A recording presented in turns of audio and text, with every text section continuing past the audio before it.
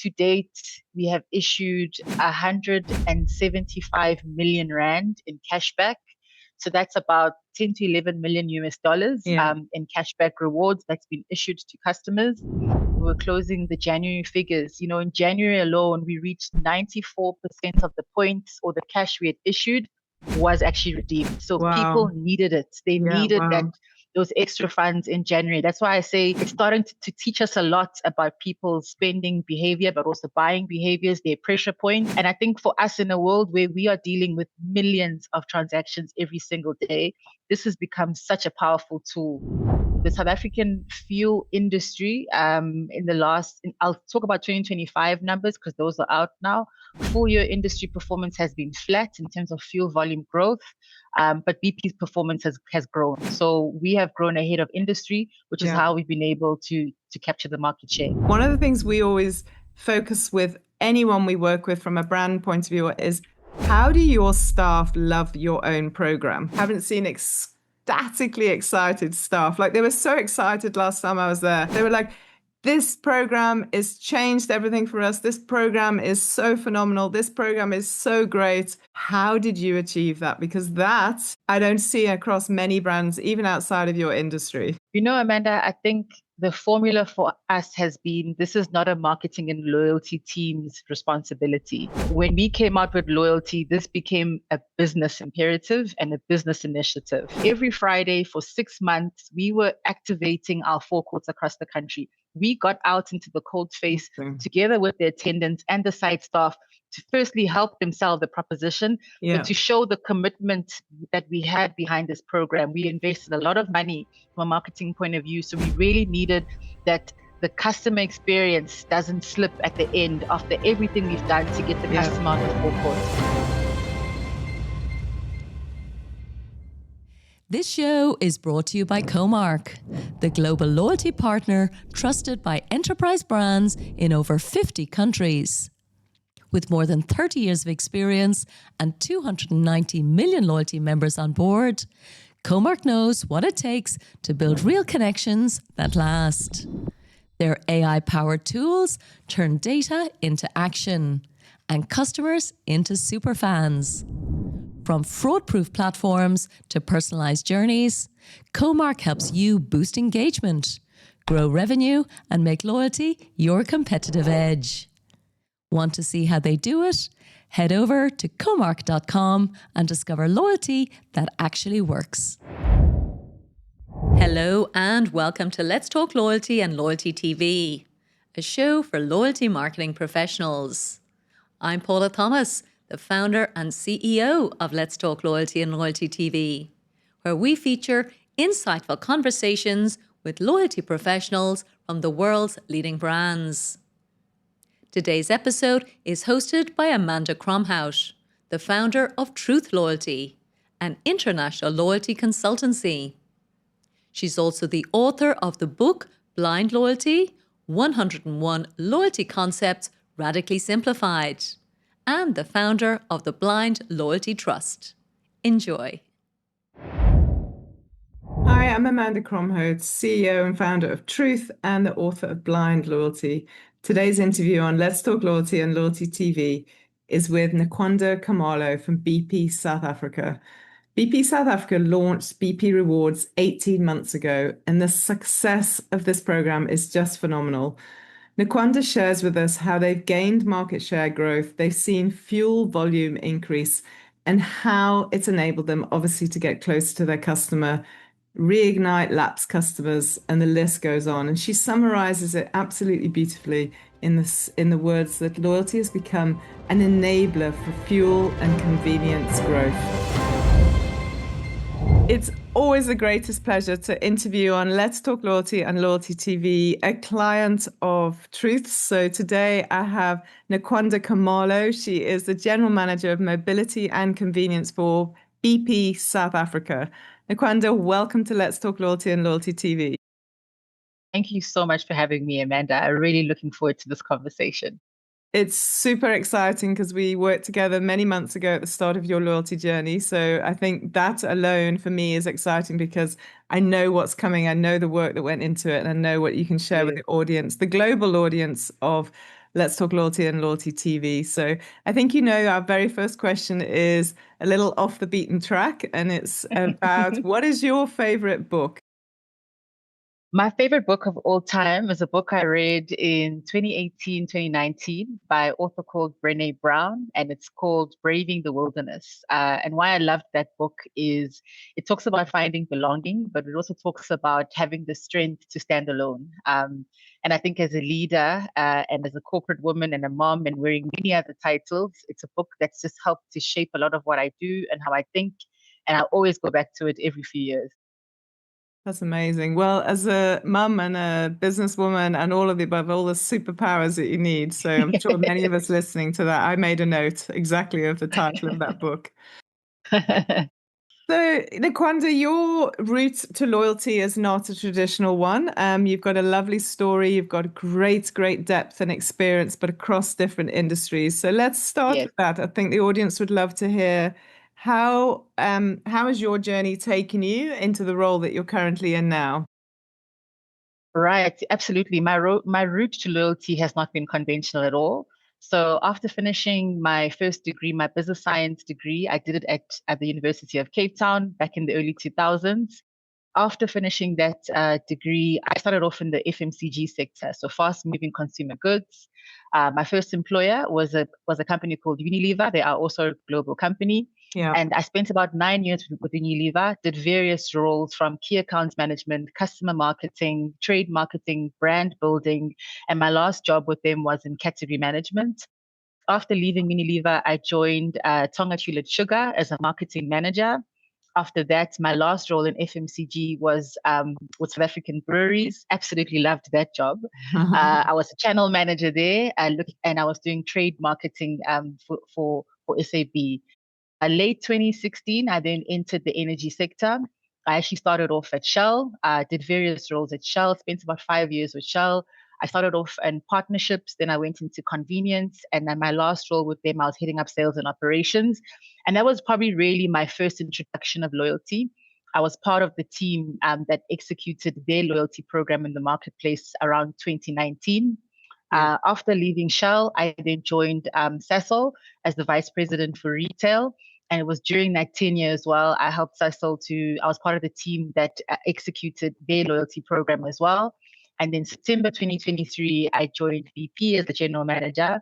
And then obviously, as you know, and we work together very well, we've just recently come out in 2024 with our loyalty program. And that's really been my journey with loyalty. So I've come from FMCG. Sort of half my career is FMCG, and the other half of my career has been in the energy sector. Stunning. Thank you for sharing. I mean, I think anyone in our industry or in the marketing industry at large knows that if you're coming from FMCG, that's a marketing pedigree of note. Not everybody in Absolutely. the audience will necessarily understand the significance of SAB, South African Breweries, but it's an Yes. enormously successful business here in South Africa. And many professionals I've dealt with who've come out of the SAB stable have just been mightily impressive. And then what I really heard from you is across those different petroleum or fuel brands is loyalty's never been too far away from you. So it's It obviously hasn't. it's obviously landed in the right place now at BP. So when we were chatting earlier, and obviously I know you, so it's lovely to like bring this together, but your role is so much bigger than loyalty. But what I Yes. particularly like about your approach to the business is how significant it is within your portfolio. Can you share a little bit about how all that comes together? Absolutely. So for me in my portfolio, I look after the mobility and convenience business. In simple terms, it's the retail business for BP South Africa. There's certain sort of sub teams within my retail business. It all starts with the network team. The network team go out and actually find our locations where we're going to ultimately build our sites. My second team is in the assets team. They do the construction and the maintenance and the upkeep of all of our assets across the country. Then I have a sales and operations team who business partner with every single franchisee. So we run a franchise model in South Africa, and every service station has a franchisee. That sales and operations team looks after that relationship for BP. I then have a convenience team who then look after our convenience stores, our BP Express, Pick and Pay Express, and any other partners that we bring on board from a non-fuels retail income, so quick service restaurants, etc. Yeah. And then I have a marketing and loyalty team. And this marketing and loyalty team for me becomes the engine. They become the integrator for our fuels and our convenience business. So loyalty for me, I see it as it's almost the entryway for a customer to engage with BP. Loyalty has become this enabler for both fuels performance and convenience performance for us. And loyalty has really allowed us to truly start to understand the patterns of our customers. We have 500 service stations across this country. Millions of transactions happen on our forecourts every day. But when we don't know who they are, how often they come, what they're purchasing, it makes it very difficult to start developing fit for purpose future propositions. So going into loyalty for us was, I think, around rewarding our customers, obviously, but also for us to start getting to know who they are so we can be able to develop a better business and proposition for them as we move forward. I love the words you've used there, like an enabler for business performance across Enabler. fuel and convenience. It's a real lesson for organizations to realize, loyalty doesn't just sit in marketing and sit in the corner. It's enabling your broader entire retail business for all the reasons you've Absolutely. given. I think before we get into the loyalty story, which is obviously very much part of what I want to talk about, given we work together on it, BP is no stranger globally, and this is a global audience. BP is obviously a phenomenally successful global brand. How significant a market is South Africa for a brand like BP? So BP South Africa is very significant. So we have 500 service stations in the country. We have interests in about 5 fuel storage terminals, which are jointly operated with other energy companies as well. Our main import terminal is called Island View in Durban on the KwaZulu-Natal coastal parts of the country. And strategically, South Africa serves the role of becoming the most integrated fuels and convenience player for BP in South Africa. So we've got a material interest in some infrastructure for fuel and our assets in the country. But really for us, it's about it's about being South Africa's most integrated fuels and convenience business for BP in South Africa. I hope that makes sense. Yeah, absolutely. No, but what it's saying is it's not just another market. It's actually got real depth and for an organization that is so globally well known. Yes. If you turn that question on its head, how big is BP in the fuel industry in South Africa? We are quite a big player. We hold about a 13-14% market share in terms of our interest in the fuels business of this country. Yeah. We have 500 service stations across the country, all spread out throughout South Africa. I think our greatest strength is in the urban metros of the country, and we are now starting to make investments along the motorways, the key national highways in the country. And we are also starting to make some inroads in specific growth regions in South Africa, particularly on the north part of the country, Limpopo, etc. You'll start to see a lot of new strategic locations coming up in that part of the country. So we are a material player. I mean, from an outsider's point of view, working with the industry, but not in the industry, what I do know, it's highly, highly competitive. I mean, and let's switch the conversation into loyalty now, given the main thrust of the interview. I know just a little bit of background, and you probably can elaborate much more eloquently on this for the rest of the world, that loyalty hasn't been a big thing in fuel in the past sort of couple of decades or the last decade, simply because of legislation and restrictive ability from a marketing point of view. And therefore, it's always led by a partnership approach, either with banking or retail. So what we have seen, however, and that's a point of view from myself in the market, is an absolute explosion now of proprietary fuel-owned, branded-owned loyalty programs. So that's a really significant piece, because suddenly the market is awash with these phenomenal programs. Why did BP, apart from some of the things you said already, which is super obvious around, owning the data, understanding your customer, what thrust what was the timing for you to come into the market? Why did you launch into your own proprietary program? So we launched in August 2024. That year also happened to be the year that BP was celebrating 100 years in South Africa. So as part of that celebration, we wanted to, thank South Africans for trusting us with their fuel everyday journeys. And it was our it was one of the cornerstone messages for us in 2024 to give back to South Africa and to thank South Africa for walking the journey with BP for 100 years in the country. But obviously, further to that, there were some serious business reasons for why we went that direction. I think I've mentioned it before. The first one really was to get closer to the customer. Yeah. For many years, I think, as you've just articulated in your question, our program or how we've engaged with loyalty has been led by partners, and we have had success in that. But it has made it difficult for us to get close enough to our own customer. So in 2024, we saw it fit for us to get into the market, get closer to the consumer, be able to deliver tangible material value with them. And why I say material value is that we didn't stop our partnerships. We continued with the partnerships. In fact, we've enhanced the partnerships. But by coming out with BP Rewards, it now meant that the customer had to swipe. And by swiping twice, swiping the BP Rewards card and the partner offer, they were able to get tangibly more benefits. So for us, really, it was a positioning during our 100th anniversary to thank the country, but also we saw it as an opportune time to be able to add more tangible value. And also, if I'm honest, it was a way for us to get more competitive in the marketplace. As you've just outlined in your introduction, we've seen a lot of growth in this space. Loyalty has become such a integral part of how customers make their decisions on where to stop. And we wanted to make sure that we enhanced our value and gave them the reasons why they need to stop at a BP.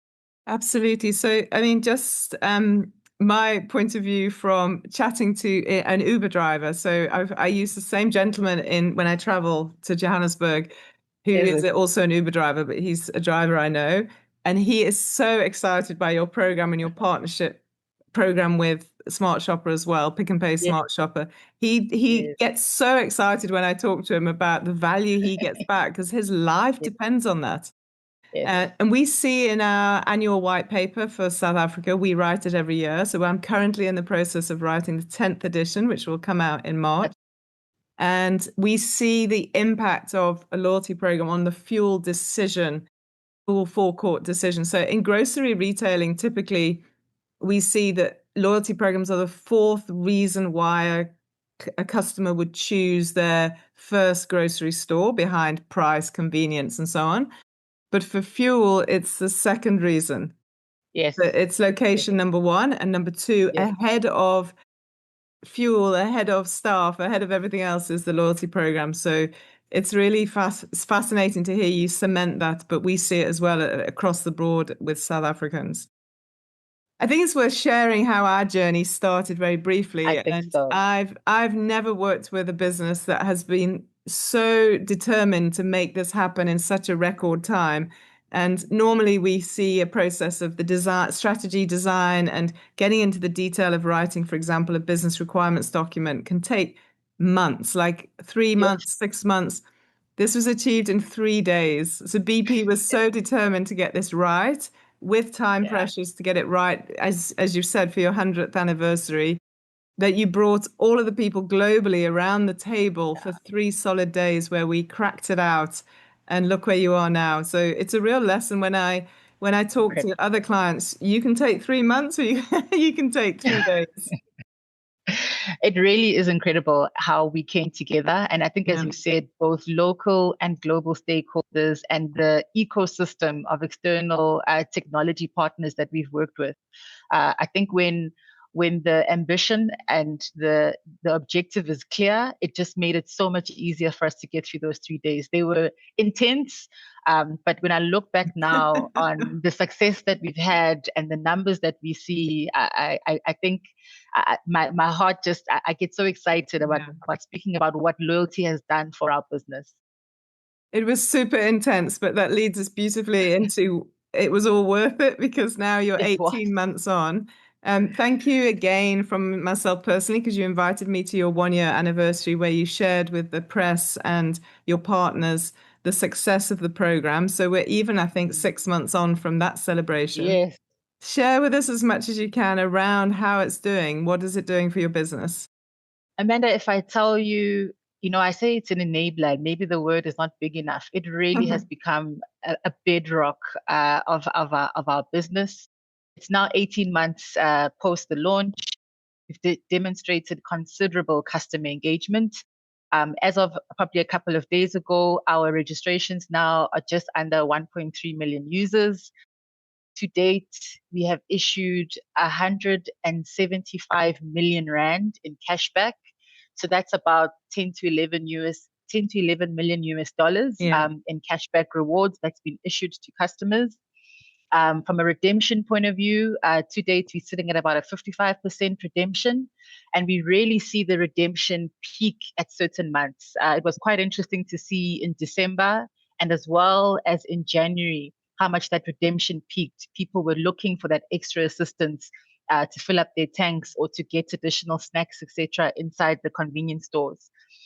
For me, loyalty has become such a critical part as well of talking to lapsed users. We've seen so many former customers being reactivated. When I say former customers, I'd said before that in the past, our program on loyalty had really been partner-led, and we still kept all of our partners on board. But when you look at the data set, some of the customers had lapsed even on the partner platforms. Yeah. So by coming together and be able to bring, this tangible, better commercial value, we've seen so many, I'll call them return soldiers, back in the program, back into our forecourts. We've attracted new customers, not just obviously on our own program, but even for our partner programs. They've seen some growth in the users. In this last 18 months, Amanda, we haven't kept our foot off the pedal, because we've also consistently invested in value enhancements. We came out August 2024 just with the plastic card mechanic. Yeah. Last year, 2025, we upgraded it to a virtual card. We heard the cries from customers that not everybody carries their wallet around. So now you can download the card onto your phone, either on like a Samsung Pay or an Apple Pay. So you can be able to be able to earn your rewards. We've added coffee loyalty as well into the program. And I think for us, it's important that we keep enhancing this program and keep creating energy around the program to keep driving the engagement. So 55% on redemption. I mean, my team gave me a statistic. We were closing the January figures. In January alone, we reached 94% of the points or the cash we had issued was actually redeemed. So people needed it. They needed those extra funds in January. That's why I say it's starting to teach us a lot about people's spending behavior, but also buying behaviors, their pressure points. And I think for us in a world where we are dealing with millions of transactions every single day, this has become such a powerful tool for us to, be able to surprise and delight customers as we go along, but also make sure that we hear and start to see their behavior and design our programs, our marketing campaigns and incentives along that line. So it's really been successful. I think all of this has also helped to shape BP's turnaround. In this 18 months, we've made a considerable turnaround in market share performance. Amazing. I can't share you that number, but we have made a considerable turnaround in market share performance. And we have seen a considerable turnaround in our volume performance, our fuels volume performance. So this has been a winning recipe for us. And I think the one thing I can promise you is that we're going to keep enhancing this program, and more is going to come in 2026. Amazing. I mean, that's exactly it, right? You've got to keep enhancing it because customers are waiting for what you're going to do next. But I remember you speaking in August last year around how, and ties back to your market share performance, how you grew faster than the market, and you attribute that to the loyalty programs. Absolutely. And I can share that because I've shared it before. The South African fuel industry, I'll talk about 2025 numbers because those are out now. Full year industry performance has been flat in terms of fuel volume growth, but BP's performance has grown. So we have grown ahead of industry, which is how we've been able to capture the market share. Yeah.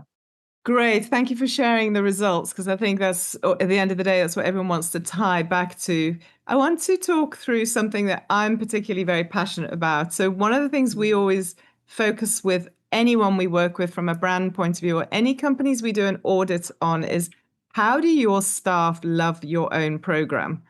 And it's a key element that some organizations get and make it happen, and others just bypass and don't really focus on it. And you can see that in the execution.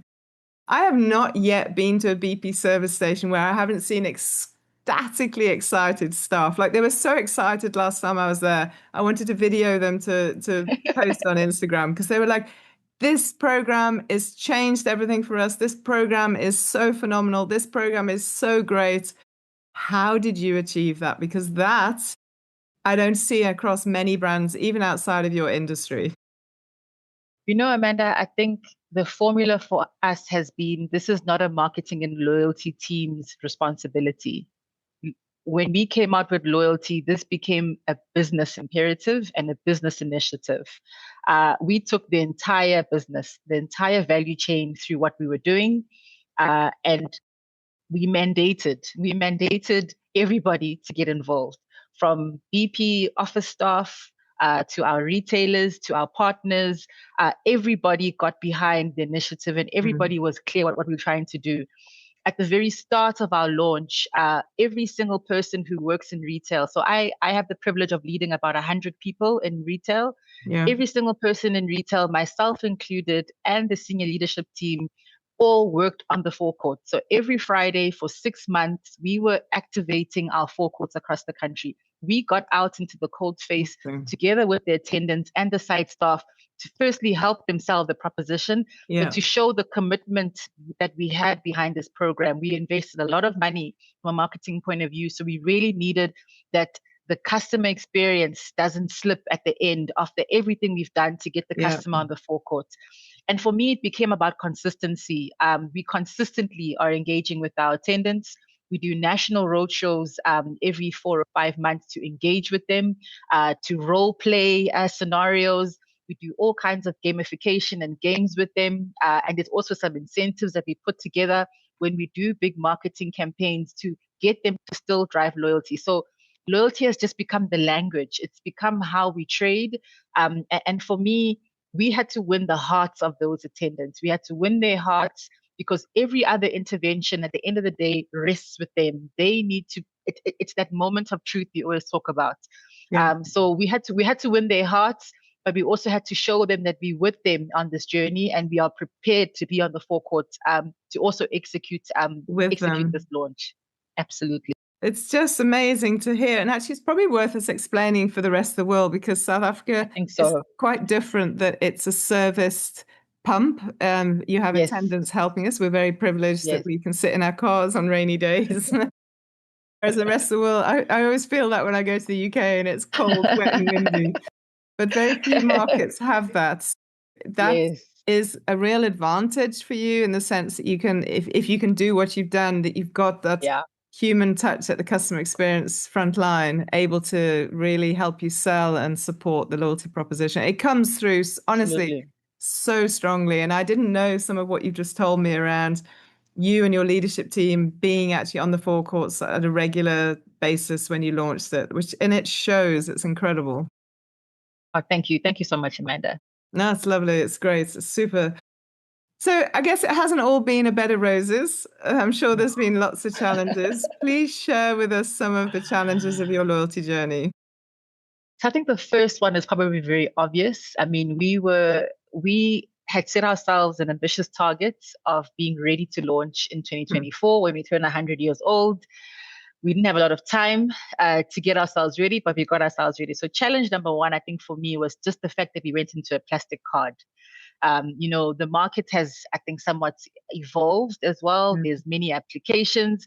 So us going into a plastic card was a challenge in its own, because the success of this we knew it was going to be successful, Amanda, but I don't think we ourselves also envisaged how successful it's going to be. So managing the logistics of supply and demand of all of these cards across the forecourt was a serious challenge. So us migrating and moving on to the virtual cards last year has really helped a lot, and obviously reduced some costs as well. But it's also helped a lot from a customer experience point of view. Getting the right capability in the business is also, I think, something that I would share with others who are going to go down this journey. When you're going into loyalty, you're now dealing with data privacy, Yeah. There's so many regulations. So getting the right competencies and capabilities in the team, or even in your service providers, to make sure that all those guardrails are ticked, and you run your own assurances and you test your own systems, that they're able to handle different things. I think that has been a learning journey on its own. But I'm so proud of the ecosystem of partners and the investments we've had to make in our people to get them up to speed with what was required. I think the investment as well for me is a challenge. And I say this purely because, BP was a last mover, or one of the last movers, let me say, in terms of going out with its own proprietary loyalty proposition.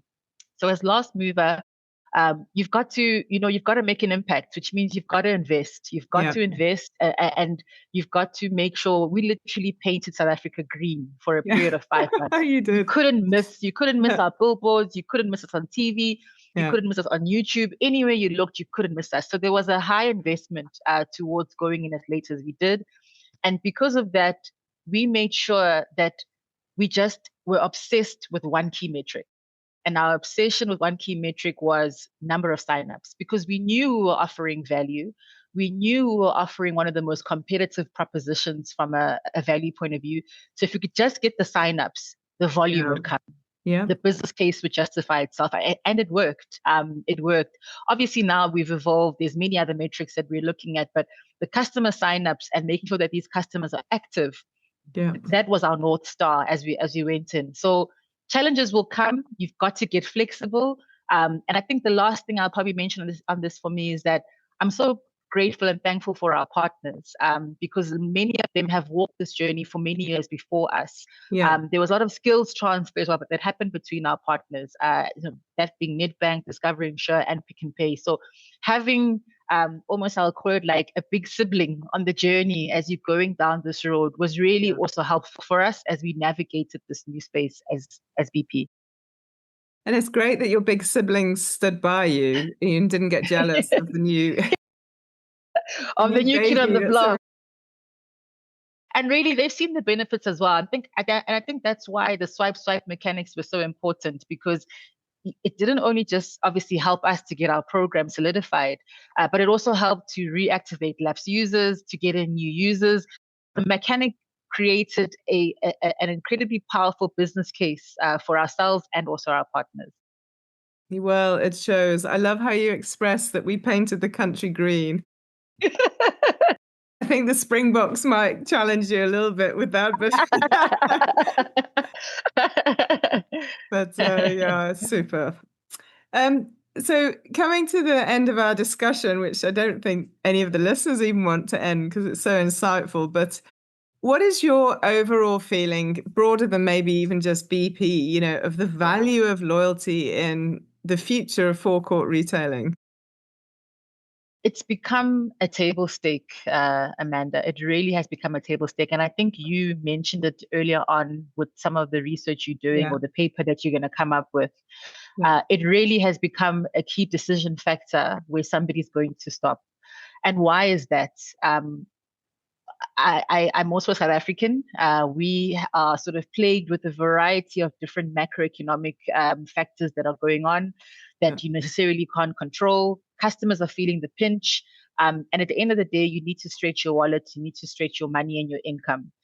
So having loyalty programs that have tangible benefits, not just programs that, are not going to make a serious dent, programs with tangible benefits is really helpful for your ordinary South Africans right now. If I look at the way we've tailored our program, whether it's the mechanic we have with our grocery partner, Pick n Pay Smart Shopper, where you can earn up to 30 cents, or the mechanic that we've got with our banking partner, Nedbank Greenbacks, where you can actually earn up to 45 cents. And then if you add Pick n Pay, it's 55 cents. That becomes tangible because, you do that a couple of times, you could find yourself being able to earn a full tank, within a short space of weeks. So I think what I'm saying is that loyalty now has truly become a table stake. Customers need it, not even just expect it, they need it. They need it to help them go further. And being able to respond to that responsibly and in a way that that also makes commercial sense for your business. I don't see a world of how you can navigate and expect growth in this market if you don't start playing in the loyalty space. And then just to back up your numbers even more on that is the last year in the annual white paper, we saw that the third thing that keeps South Africans awake at night is the rising cost of living. Unfortunately, 1 and 2 is corruption and crime, Yes. which I think is quite unique for South Africa. But the third reason is the rising cost of living. And then the third way they combat the rising cost of living is through loyalty programs. So first is going out less. Second, it's escaped me. Third is using loyalty programs. And we see that data repeat itself in this year's research from Brand Map that we're going to release in our white paper next month. So as you say, your customers and all the consumers, whichever the economy, whichever the industry, they don't just want it, they need it. They need it. They need it. And I think in that need, though, there's also a responsibility, Amanda, because, and I'll speak from a BP lens now, we made the decision that our points won't expire. As long as you're an active user, our points won't expire. But if you've been inactive for about 3 months or so, we start sending you messages, etc. But you also need to be responsible, knowing that customers need this thing. And let's not play on that. Play on that vulnerability, offer something credibly because you're offering it, and give and communicate with your customers if you start to see that they could start to lose their benefits. I think it's probably one thing I'd like to really add. It's incredible. What a stunning story. I mean, I've loved watching it from the first few moments we worked with you through to seeing you now express such a powerful story and how it's changed the entire business. It's not just about a few loyalty swipes and a bit of marketing here and there. It's deeply, deeply changing your business. So a huge congratulations from all of us at Let's Talk Loyalty, all of us at Truth, for the BP team, and to you personally, because you've led the charge. I've seen your leadership either on stage or rolling up your sleeves on the forecourt. So thank you so much, Amanda. It's been an incredible journey, but I think I'll just say, watch the space. More is going to come. Oh, that's beautiful. Great. So Nokwanda, thank you for sharing your story. And if you are okay, I'm going to, as we discussed, I'm going to pop your LinkedIn link in the show notes, and anyone who needs to get in touch with you, I'm sure they'll reach out. But thank you. Not a problem at all. Thanks for sharing, and thanks for coming on Let's Talk Loyalty, Loyalty TV. Thank you.